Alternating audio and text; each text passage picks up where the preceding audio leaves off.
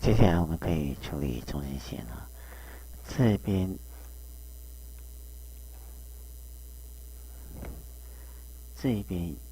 有一个螺钉孔，这边也有一个孔虽然没有画，可是中心线要出来，所以等一下这边也要中心线，这边也要中心线。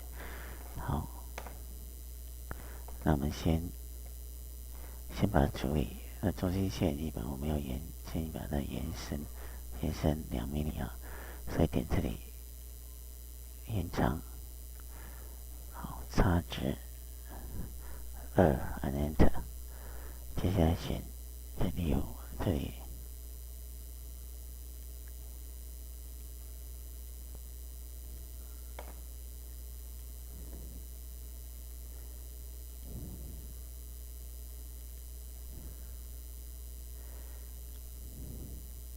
好，完毕之后按 Enter。接下来选这个，把它紧射，点这里，这个跟这个按 Enter。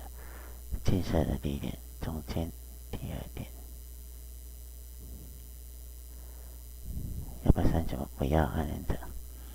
好，这样就多了2个中心线在这边。